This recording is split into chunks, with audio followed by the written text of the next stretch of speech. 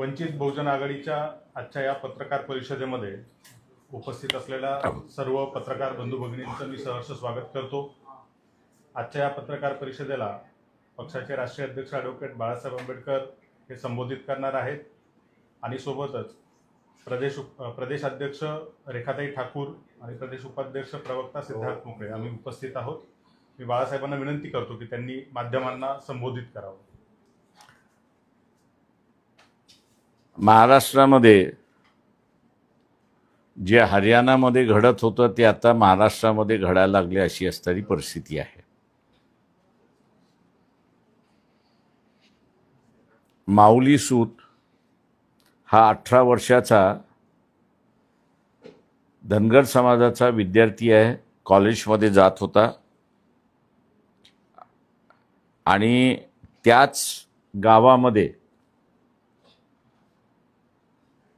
रोहिणी नावाच्या असणाऱ्या एका मुलीबरोबर त्याचे संबंध होते। त्या संबंध जुळणार नाहीत असं या माऊली सूतच्या आईने आणि वडिलाने त्या मुलीच्या असणाऱ्या आई वडिलांना सांगण्यात आलं। रोहिणी या असणाऱ्या मराठा समाजाच्या आहेत।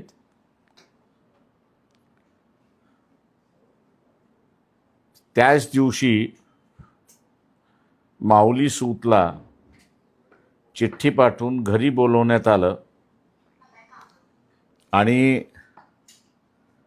चिठ्ठी बोलून आल्यानंतर त्याला असणारा बेदम मारण्यात आलं।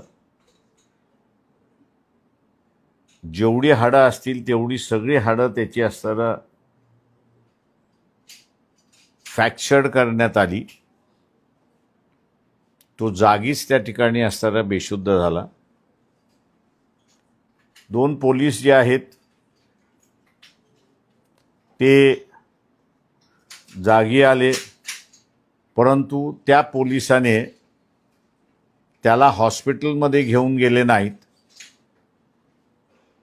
तर नातेवाईकच त्याला असणारा हॉस्पिटलमध्ये घेऊन गेलेत अशी असणारी परिस्थिती आहे।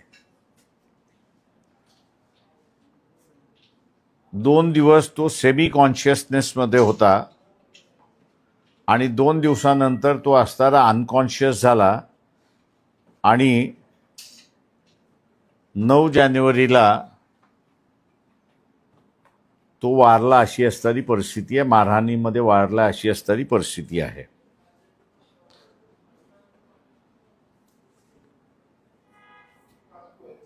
बीडच्या बॅकग्राऊंडवरती हे प्रकरण ज्यावेळेस बघितल्या जाते त्यावेळेस धनगर वर्सेस मराठा अशीच लातूरमध्ये अंतर्गतरित्याने मांडणी केला जाते अशी असणारी परिस्थिती आहे। जो सिरियसनेस असणारा शासनाने घेतला पाहिजे होता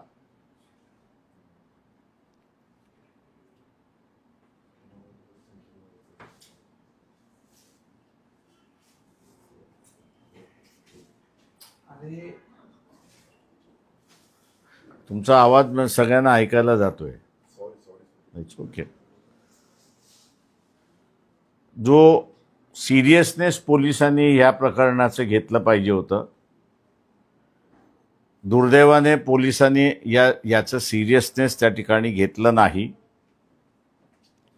आणि म्हणून जी बीडमधली परिस्थिती आहे, वंजारी वर्सेस मराठा असं झालेलं आहे,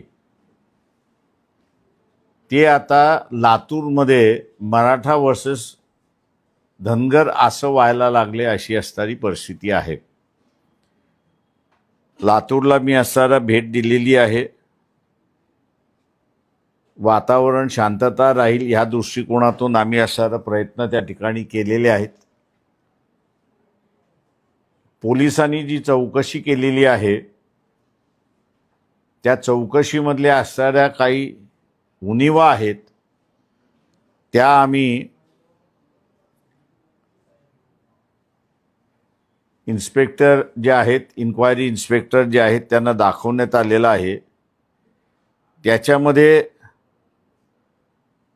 जे आरोपी आहेत, या आरोपींना तुम्ही कुठे पकडले याचं नमूद करण्यात आलेलं नाही. दुसरं, हा जो माऊली सूत आहे त्याला नातेवाईक हॉस्पिटलमध्ये घेऊन गेले. 2 दिवस पोलीस त्या ठिकाणी त्याला बघायलाही आले नाहीत अशी असणारी परिस्थिती आहे. FIR नोंदल्यानंतरही त्याचे असणारे कपडे जे आहेत ते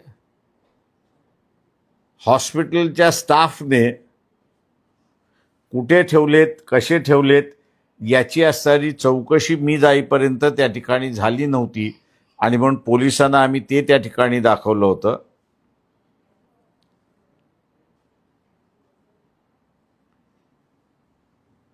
त्याच्यानंतर सायंकाळी 9 वाजता जे बोलवण्यात आलं होतं त्यावेळेस या माऊलीला चिठ्ठी आली होती की तुम्ही असताना 9 वाजता येऊन भेटा. तेव्हा ही चिठ्ठीसुद्धा कॉन्फिस्केट करण्यात आलेली नाही आहे. तिची फक्त असताना झेरॉक्स त्या ठिकाणी घेण्यात आलेली आहे. तेव्हा पोलिसांना आम्ही सांगण्यात आले की ओरिजिनल त्याची असताना घ्या आणि ओरिजिनल घेऊन त्याची फिंगरप्रिंट एक्सपर्ट जे आहे त्या फिंगरप्रिंट एक्सपर्टला त्या ठिकाणी असताना रिफर करा, कारण का जेणेकरून ही चिठ्ठी कोणी लिहिलेली आहे, त्या मुलीने रोहिणीने लिहिलेली आहे की तिच्या वतीने कोणी लिहिलेले आहे याचं असताना चौकशी त्या ठिकाणी झाली पाहिजे अशी असणारी परिस्थिती आहे. माऊली सूतचा असणारा जो मोबाईल आहे तो मोबाईल जप्त केला पाहिजे होता, कारण का तो मोबाईल असणारा त्याला ज्या ठिकाणी मारण्यात आलं त्या ठिकाणी आणि मारणाऱ्यांनी त्याचा असणारा मोबाईल काढून घेतलेला आहे, तो जप्त केला नव्हता असं आमचं लक्षात त्या ठिकाणी आलेलं आहे. त्याच्याचबरोबर त्याला मारत असताना गाव जमलं होतं हे बरोबर आहे, पण कोणीतरी आय विटनेस आहे का याचाही शोध शासनाने त्या ठिकाणी केला नाही.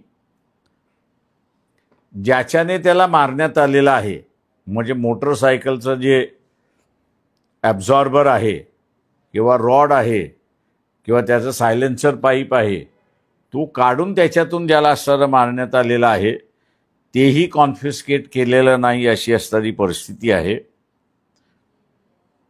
त्याच्याचबरोबर जे डॉक्टर होते त्या डॉक्टरांचं जे स्टेटमेंट घेण्यात आलं पाहिजे होतं की नेचर ऑफ इंजरी कशी आहे याचंही त्या ठिकाणी झालेलं नाही अशी असणारी परिस्थिती आहे.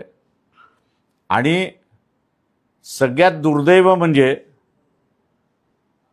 तो अनकॉन्शियस स्थितीमध्ये असताना त्याला डिस्चार्ज दिलेला अशी असणारी परिस्थिती आहे. घरातल्यांनी स्वतःची असणारी 5 एकर जमीन त्या ठिकाणी विकलेली आहे आणि ती 5 एकर विकून त्याला दुरुस्त करण्याचा म्हणजे मेडिकल अटेन्शन देण्याचा असणारा प्रयत्न केला. त्याला शेवटच्या याच्यापर्यंत नर्स त्या ठिकाणी देखरेख करायला असणार होती. ती नर्सचं सुद्धा असणारं स्टेटमेंट अजून त्या ठिकाणी घेण्यात आलेलं नाही अशी असणारी परिस्थिती आहे. मी इथल्या सर्व राजकीय पक्षांना असताना विनंती करणार आहे की ज्या पद्धतीने त्याला मारण्यात आलं आहे, घरी बोलवलेलं आहे आणि नंतर त्याला मारण्यात आलेलं आहे, हे ज्याला आपण असणारा म्हणतो की एका प्रकारचं असणारं एक ऑनर किलिंग आहे. स्वतःच्या जातीचं वर्चस्व ज्या भावनेतून त्याला असणारं जे मारण्यात आलेलं आहे ते मी असणारा मानतो त्या ठिकाणी सिरियसनेस आहे. याला कुठल्याही राजकीय पक्षाच्या कार्यकर्त्याने म्हणा किंवा तिथल्या असणारे BJPचे आमदार आहेत, राष्ट्रवादीचे आमदार आहेत, काँग्रेसचे आमदार आहेत, ह्या कोणीही त्यांच्या कुटुंबाला त्या ठिकाणी असणारं भेट दिलेली नाही. मी माननीय मुख्यमंत्री यांना असणारं विनंती करतोय की महाराष्ट्रामध्ये असणारं अशा पद्धतीचं ऑनर किलिंग व्हायला सुरुवात झालं तर महाराष्ट्र आणि हरियाणा याच्यामधला काहीच फरक राहत नाही अशी असणारी परिस्थिती आहे. आणि म्हणून कुठल्या तरी मंत्र्यांना, पालकमंत्री असेल किंवा इतर कोणी मंत्री असेल, त्यांना त्या गावाला जाऊन त्या माऊली सूत ह्याच्या कुटुंबियांना भेट देऊन शासनाने त्यांना असणारा मदत त्या ठिकाणी करण्यात यावी. दुसरं ह्या सगळ्यात ह्याच्यामध्ये महत्त्वाचं आहे की ऑनर किलिंग ज्या ठिकाणी असणारं होतं त्या ठिकाणी शासनाने कुठल्याही पद्धतीचं धोरण आखलेलं नाही अशी परिस्थिती आहे.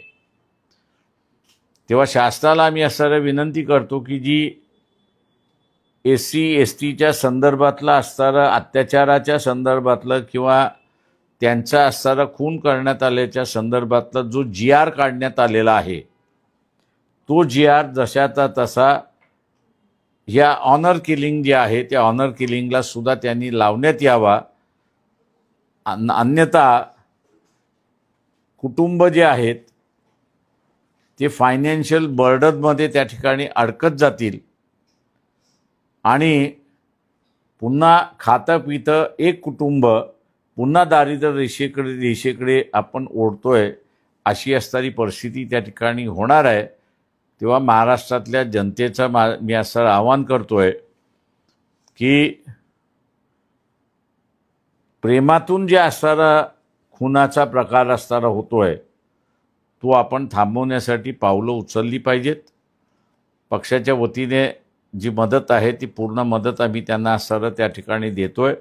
पण शासन या सूत यांच्या पाठीमागे आहे हा संदेश तिथे गेला पाहिजे. आणि म्हणून मी म्हटलं की मंत्री म्हणा किंवा मुख्यमंत्री म्हणा कोणीतरी जाऊन त्या ठिकाणी भेट देणं गरजेचं आहे असं मी त्या ठिकाणी मानतोय. आपण आता विचार. आतापर्यंत मुख्यमंत्री असतील किंवा मग इतर तिकडचे स्थानिक नेते असतील त्यांनी याबाबतची दखल घेतलेली नाही. सातत्याने अशा प्रकारची प्रकरणं महाराष्ट्रात वाढताना दिसतात. बीडचं तुम्ही उदाहरण सांगितलं तशी अजून इतरही उदाहरणं आहेत. मात्र याबाबत शासन लक्ष घालत नाही का शासन फूस असं घालते किंवा स्थानिक नेत्यांकडे अशी फूस घातली जाते त्याच्यामुळे अशी प्रकरणं दाबली जातात. मी असं म्हणेन त्याच्यामध्ये की ह्याच्यामध्ये आमदार जे आहेत त्या मतदारसंघातले आमदार सुद्धा त्या कुटुंबाला भेटायला गेले नाहीत अशी असणारी परिस्थिती आहे. ॲडमिनिस्ट्रेशनवरती दबाव आहे हा सरळ सरळ मला त्या ठिकाणी असणारा दिसला. कारण जी काही लॅक्युना आहेत ह्या सगळ्या ह्याच्यामध्ये त्या लॅक्युना असणाऱ्या पोलिसांवरती कारवाई जी झाली पाहिजे होती ती कारवाई अजिबात त्या ठिकाणी दिसत नाही अशी असणारी परिस्थिती आहे. आणि त्याच्यामुळे एकंदरीत या प्रकरणाला ज्याला मी म्हणतो बीड असेल किंवा लातूर असेल किंवा परभणीचं असेल ज्या गांभीर्याने सरकारने घेतलं पाहिजे ते गांभीर्य इथे नाही असं मी त्या ठिकाणी म्हणणार आहे. ज्या प्रकरणामध्ये त्या मुलीचे जे कुटुंब आहे ते सातत्याने त्या मुलाला धमकी देत होतं, वेळोवेळी त्याला मारहाण करण्याचा प्रयत्न करत होते. या संदर्भाच्या तक्रारी पण त्या स्थानिक पोलीस स्टेशनमध्ये करण्यात आल्या होत्या. मात्र याबाबत कुठली तसदी त्या पोलिसांनी घेतली नाही त्यामुळे एवढं मोठं प्रकरण घडलं.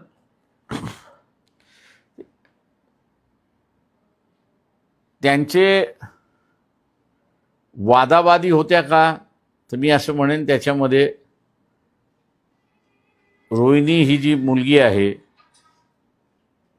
तिनेच माऊली सूत ह्याच्याबरोबर आपलं लग्न झालं पाहिजे हा आग्रह होता. मुलाच्या आईवडिलांनी हे सांगितलं की आपल्याला हे असणारं शक्य नाही आहे, आम्हाला ते असणारं झेपणार नाही. सकाळी जाऊन सांगून आलेले आहेत आणि संध्याकाळी ही घटना घडलेली आहे. त्याच्यामुळे मी असणारं म्हणतोय की ही ऑनर किलिंग आहे. जे मुलाच्या आईवडिलांकडून तिथे प्रयत्न चाललेले आहेत परंतु त्याला बोलवून नंतर मग मारण्यात आलेला अशी असणारी परिस्थिती आहे. सर या आपण जर पाहिलं तर बीडची प्रकरणं असतील त्यात स्थानिक आमदार असतील किंवा मंत्री असतील एका सत्ताधारी पक्षातलेच आमदार असतील हे थेट बोलताना पाहायला मिळतात.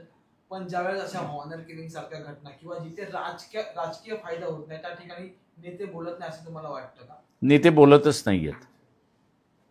जे राष्ट्रवादीचं कुठलं म्हणजे दोन्ही राष्ट्रवादीचं स्टेटमेंट नाही, काँग्रेस पक्षाचंही स्टेटमेंट नाही, एकनाथ शिंदे शिवसेनेचंही स्टेटमेंट नाही, उद्धव ठाकरे यांचंही स्टेटमेंट नाही किंवा त्यांचे कार्यकर्तेही तिथे त्या कुटुंबाला भेटायला गेले नाहीत अशी असणारी परिस्थिती आहे.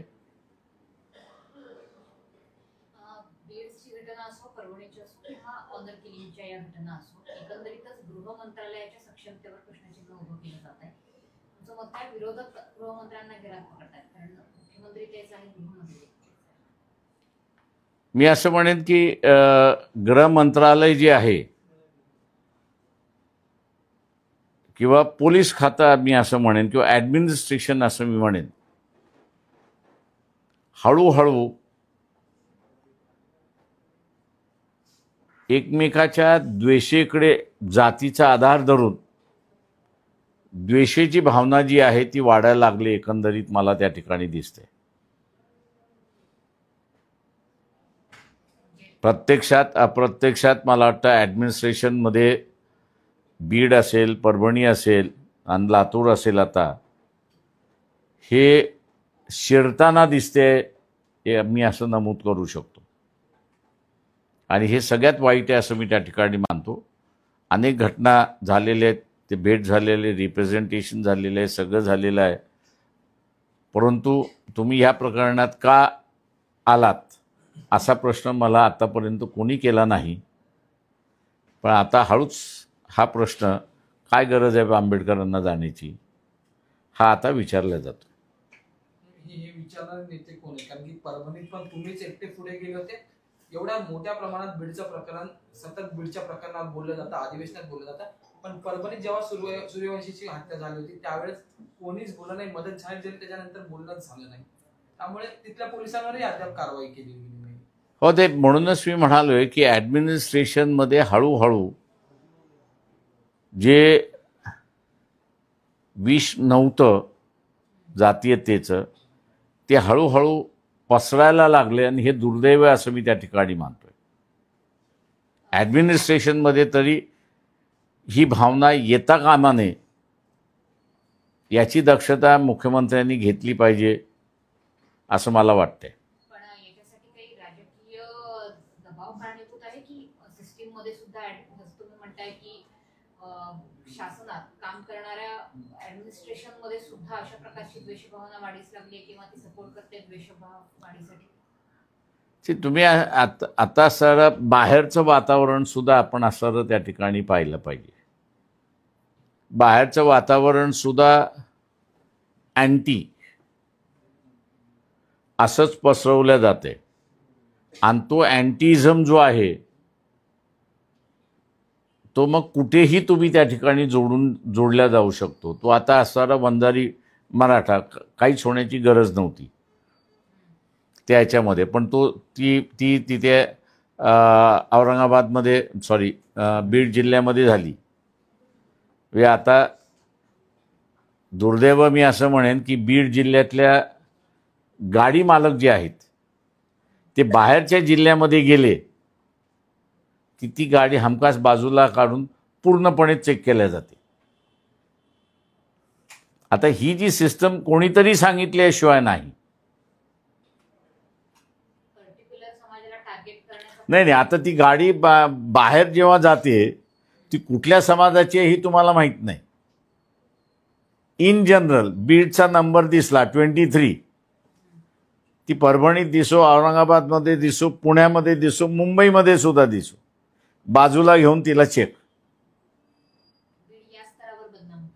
बीड या स्तरावरती आता बदनाम झालेलाच आहे की हा बाजूचा असेल किंवा त्या बाजूचा असेल, हत्यार घेऊनच फिरतोय म्हणून गाडी चेकिंग चाललेली आहे. तर ही जी अनडिक्लेअर्ड कोमिंग ऑपरेशन मी असं म्हणेन,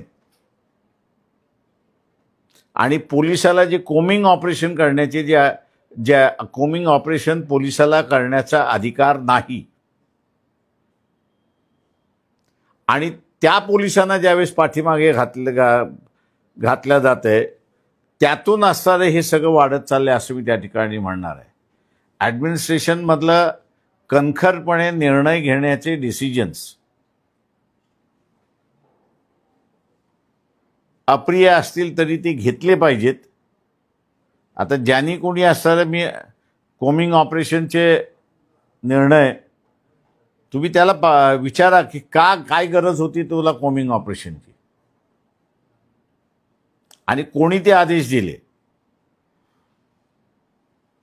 पण आता असं ते बीडमध्ये चालले, परभणीमध्ये चालले आणि ह्या 2 जिल्ह्याच्या गाड्या बाहेर दिसल्या की त्यांचे सर्च चाललेलं आहे. पण या सर्वांवरती कारवाई करताना सरकारची पण एक इच्छाशक्ती असावी लागते. पण सरकारची इच्छाशक्ती नसल्या कारणाने जे अधिकारी आहेत ते काम करत नाही आणि त्यामुळे असं सगळं वातावरण होते. कारण फक्त बीड किंवा परभणी किंवा असं येत नाहीये तर पूर्ण राज्यभरामध्ये असं प्रकारचे चित्र दिसते की अशा छोट्या छोट्या घटना घडतात. मात्र छोट्या घटनाच नंतर पुढे जाऊन त्या मोठ्या होतात. आपण म्हणाल ते बरोबर आहे की वातावरण फारच गंभीर आहे, अशी परिस्थिती आहे. आणि कुठल्या प्रश्नावरती कधी स्फोट होईल, कुठे होईल हे सांगता येणार नाही, अशी स्फोटक परिस्थिती आहे. खरं तर हाच प्रश्न आहे की आता कालच एक बीड जिल्ह्याचं पुन्हा एकदा एक सीसीटीव्ही समोर आलं चहाच्या टपरीवरचं. त्याच्या बाजूच्या दुकानात जाऊन वाल्मिक कराड यांनी खंडणीचा प्रयत्न केला. या संपूर्ण 4 आरोपींसोबत जे PSI होते ते सुद्धा त्या व्हिडिओमध्ये पाहिले जातात. त्या PSI ना फक्त सस्पेंड केले, थेट नोकरीवरून काढून देण्यात आले नाही. पोलीस खंडणीच्या गुन्ह्यात त्या गुन्हेगारांसोबत पाहायला मिळतात आपल्याला महाराष्ट्रात. ही कितपर्यंत गृहमंत्र्याचं केलेलं वाटतं तुम्हाला? तुम्हाला जर हे पिक्चर बघायचं असेल तर मला वाटतं तुम्ही आता एक्सप्रेस हायवेवरती गेलात तर ट्रॅफिक पोलीस हा असणारा फार मोठा उदाहरण आहे. त्याला गाडी चेक करण्याचा पहिल्यांदा कायद्याने त्याला अधिकार नाही. पण एंट्री पॉईंटवरती आणि एक्झिट पॉईंटवरती हे ट्रॅफिक पोलीस बसलेले असतात.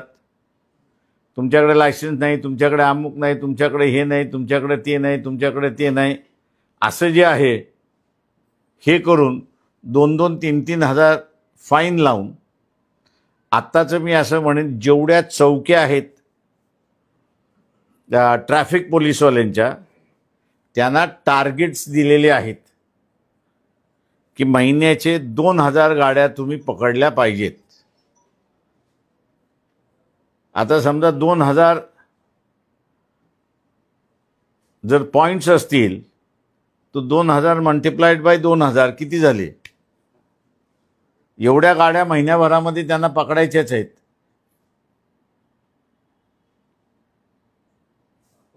हे टार्गेट कोणाकडे दिलं होतं? होम मिनिस्टर हे होम मिनिस्ट्रीकडून दिलेलं टार्गेट आहे. माझा आरोप आहे हा.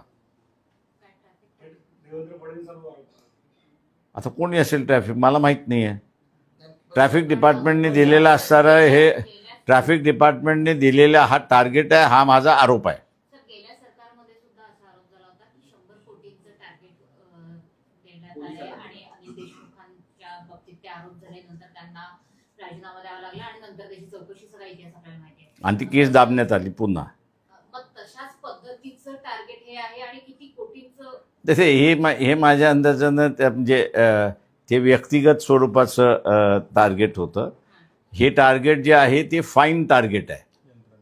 यंत्रणेला तुम्ही 2,000 महिन्याभरामध्ये एका चौकीने 2,000 गाड्यांना तुम्ही फाईन लावलाच पाहिजे आणि सरकारच्या तिजोरीमध्ये भरला पाहिजे. म्हणजे हा करप्शनचा भाग नाही, हा लोकांना नडवण्याचा भाग आहे.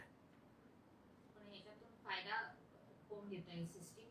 सिस्टीम, शासन. गंगाजली नसेल तर तुम्ही टेंडर काढणार कुठून? म्हणजे लाडक्या बहिणींचे पैसे अशा पद्धतीने वसूल केले आता जातात. कुठल्याही पद्धतीने याच्यात पुन्हा तेच आहे की पोलीस खंडणीच्या आरोपी मध्ये सोबत फिरतात ते म्हणजे ते कसं?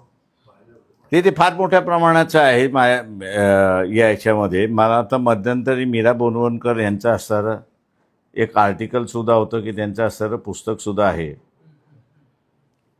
दुर्दैवाने असणारे त्या पुस्तकामधलं मी मिसिंग असं म्हणेन की त्यांनी तो फोटो टाकला पाहिजे होता की दाऊदच्या पार्टीमध्ये मंत्री कोण होते, आमदार कोण होते, मुख्यमंत्री कोण होते. त्यांनी तो फोटो टाकला असता तर फार बरं झालं असतं असं मला वाटते. आणि तो व्हायरल होतं, ते काही नवीन नव्हतं. त्यावेळेस एका कुठल्या तरी वार्ता म्हणजे डेली न्यूजपेपरमध्ये तो फोटो येऊन गेला होता. तर परभणीमध्ये त्या तरुणाची जी कस्टडीमध्ये मृत्यू झाला होता, तर आता असं माहिती समोर येते की मणका त्याचा मोडल्यामुळे पोलिसांना मार दिला होता, पोलीस त्यांचा मणका मोडला आणि त्याच्यामुळे त्याचा मृत्यू झाला. त्याचं अधिकरण वेगळं सांगण्यात आलं. ते मुख्यमंत्र्यांनी हाऊसमध्ये जे स्टेटमेंट केलं ते फॅक्च्युअल स्टेटमेंट नव्हतं, वेळ मारून घेऊन जाण्याचं असणारं स्टेटमेंट होतं. आणि आत्ता ज्यावेळेस आम्ही असणारं क्लिनिकल फॉरेन्सिक औरंगाबादमध्ये करून घेतलं, त्याच्यामध्ये एक दिसण्यात आलं की त्याचा मणका जो आहे तो मोडण्यात आला आणि त्या मणक्यामुळे त्यांचा असणारा डेथ झालेला आहे. त्याच्यामुळे असणारा पोलीस जबाबदार आहेत या सोमनाथ सूर्यवंशीच्या हत्येला. आणि दुसरं असं म्हणेन की हे काही क्रिमिनल नाही आहेत. त्याची पास हिस्ट्रीमध्ये एकही केस त्याच्यावरती नाही आहे. तो आंदोलनकर्ता आहे आणि तुम्ही आंदोलनकर्त्यांना मारताय असं ज्यावेळेस होतं आहे त्यावेळेस हे मला वाटतं इनडायरेक्टली ऑर्डर्स कोणाकडून तरी आले असले पाहिजेत की मोर्चे निघाले, आंदोलन झाले, झोडा पोलीस स्टेशनमध्ये घेऊन जा, अजून झोडा मारा, हे कोणीतरी आदेश दिलेले आहेत. चांगलं आहे की इथे असणारा जज नेमण्यात आलेले आहेत.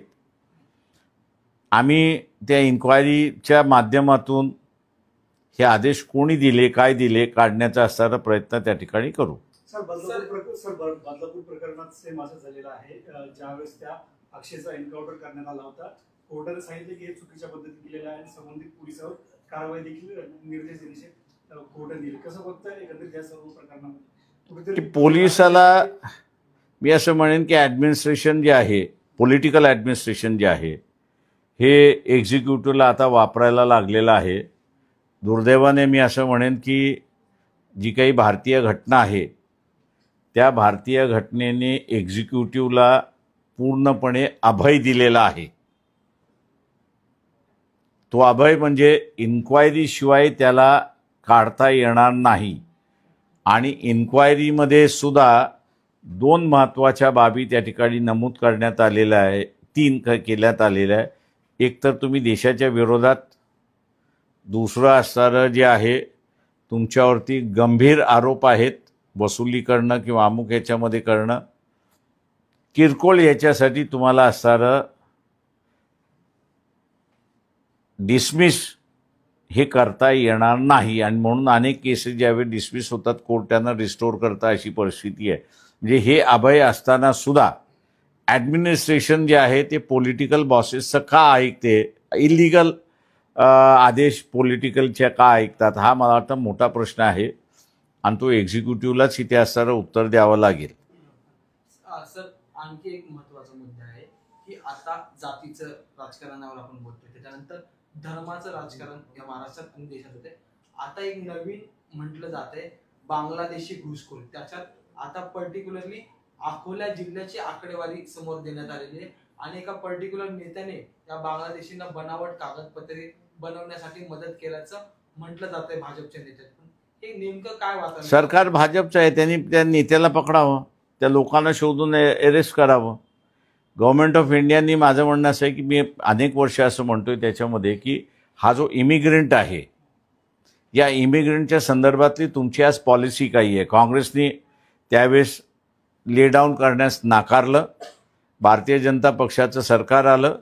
भारतीय जनता पक्षसुद्धा इमिग्रेशनची पॉलिसी ले डाऊन करायला तयार नाही आणि त्यातून असणारे हे प्रश्न उद्भवत आहेत असं मी त्या ठिकाणी मानतोय.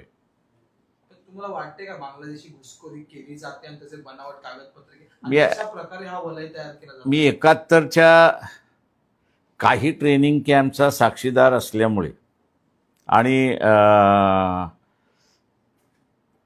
तिथे जे मदत कार्य चालले होते त्या मदत कार्याचा सुद्धा एक व्हॉलेंटियर असल्यामुळे जेवढे काही बांगलादेशी त्यावेळेस आले होते त्याच्यातले 90% मी असं म्हणेन परत गेले. 10% भारतामध्ये राहिले का, तर निश्चितपणे ते राहिले अशी असणारी परिस्थिती आहे. आत्ताच्या ह्याच्यामध्ये घुसखोरी ज्या प्रमाणात सांगितल्या जाते त्या प्रमाणात होते का असं जर मला कोणी विचारलं तर मी म्हणेन आत्ताच्या ह्याच्यामध्ये नाही. शेख हसीनाला काढण्याच्या अगोदरची परिस्थिती मी आपल्याला असताना त्या ठिकाणी सांगतोय.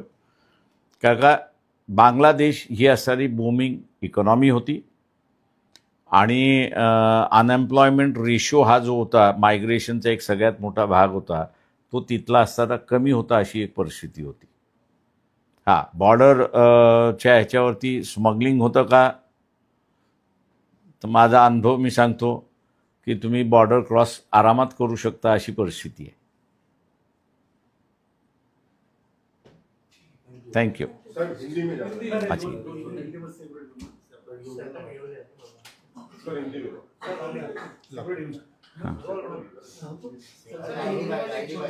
हाँ, माउली सूद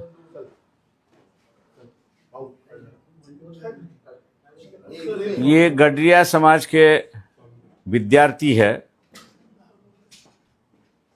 उसी गांव की रोहिणी पाटिल करके महिला है. ये दोनों एक दूसरे को चाहते थे, लेकिन ये सूद परिवार जो है, इन्होंने रोहिणी के माँ और पिताजी को जाके बताया कि ये पॉसिबल नहीं है, हम बहुत गरीब हैं, आप लोग बहुत अमीर हो और इसलिए ये रिश्ता नहीं हो सकता है.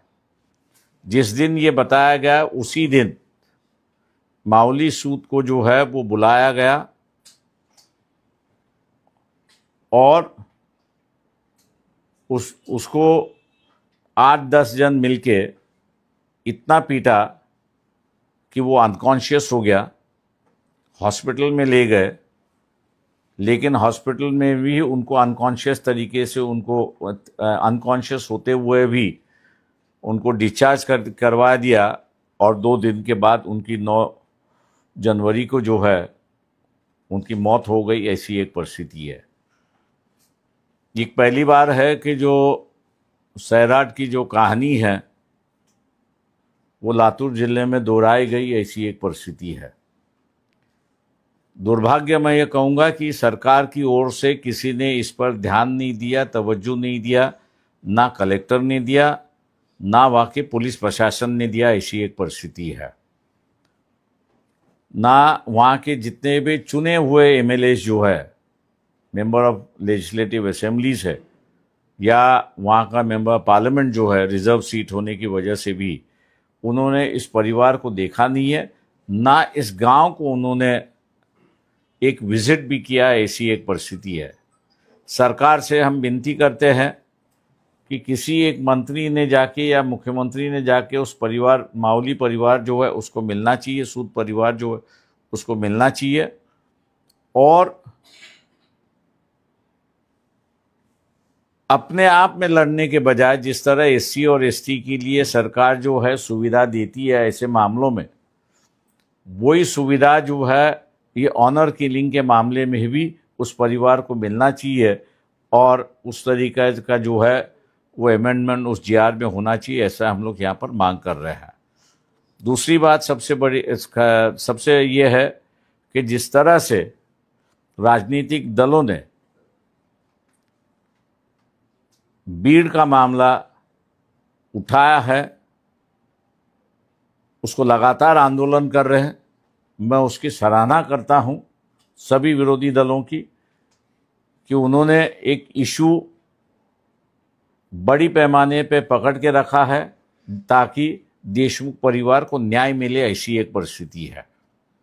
लेकिन जहां परभनी की बात हो या लातूर की बात हो, मुझे राजनीतिक दल जो है उदासीन वहाँ पर दिखाई देते हैं, ना उसकी फिक्र है ना उसको चिंता है, ऐसी एक परिस्थिति है। मैं राजनीतिक दलों के नेताओं से भी अपील करता हूँ कि ये जो सिलेक्टिव न्याय देने की जो परंपरा है, इसको आप छोड़ते हुए इंसानियत के मामले से हम लोग अगर इन समस्या को देखेंगे तो मैं मान के चलता हूँ कि आज जो माहौल बनते जा रहा है, ये माहौल मैंने कभी अपनी 40 साल की राजनीति के आयु में एडमिनिस्ट्रेशन में कभी देखा नहीं, या वहाँ पर कभी बात करते हुए भी ये देखा नहीं कि हम किस जात के हैं और कौन से जात को हम लोग मदद करना चाहिए। हाँ, ये बात सही है कि प्रमोशन के वक्त मुझे प्रमोशन मिलना चाहिए, इसको नहीं मिलना चाहिए, बस उतना ही चलता था। लेकिन उसके बाद में माहौल जो है वो अपना सीधा होता था, ऐसी परिस्थिति है। लेकिन इस बार जो है मैं ये कहूँगा कि एडमिनिस्ट्रेशन भी अब मैं किस जात का हूँ और मेरे खिलाफ कौन है, ऐसा एक सोच जो है वो आने की शुरुआत हो चुकी है। मुख्यमंत्री से हम जरूर करेंगे कि आप इस पर चिंता करिए, नहीं तो एडमिनिस्ट्रेशन मेरे ख्याल से जाति व्यवस्था पर अगर बढ़ गया तो मेरे ख्याल से कुछ बचता नहीं, ऐसी एक परिस्थिति है। 25 तारीख को मराठा क्रांति मोर्चा मुंबई में आने वाला है, क्या बताएंगे? मैं यही कहूँगा कि भैया जो जुलूस निकाल रहे हैं, मोर्चा निकाल रहे हैं, एक अच्छी बात है उसकी, लेकिन उसका तथ्य भी सामने आना चाहिए। तथ्य अगर हम लोग नहीं सामने ले आएंगे और उसको छुपा के रखेंगे, जैसे परिवार को मैं मिला था तो मैंने परिवार से पहला एक सवाल किया कि आपके परिवार में से किसी ने कंप्लेन क्यों नहीं की। जितने भी राजनीतिक नेता गए, मैं उनसे ये कहूँगा कि भाई आपके पास तो बैटरी ऑफ लॉयर्स है, आप एक वकील डेप्यूट करते और एक वकील डेप्यूट करने से उसकी एफआईआर कैसे रजिस्टर होनी चाहिए, सही मामले में कौन कौन आरोपी है, उनके अगर नाम वहाँ पर आते तो शायद मेरे ख्याल से ये मामला जो अब बिगड़ता हुआ दिखाई देता है, शायद उस वक्त वो बिगड़ता नहीं है। क्योंकि मैं इस मामले को देखते हुए ये कहूँगा भीड़ के कि देशमुख जी है, उनकी हत्या हो चुकी है। अखबार के माध्यम से और टीवी के माध्यम से जो हम लोग को बताया जा रहा है वो यही है कि जो खंडनी है उसकी इंक्वायरी चालू है।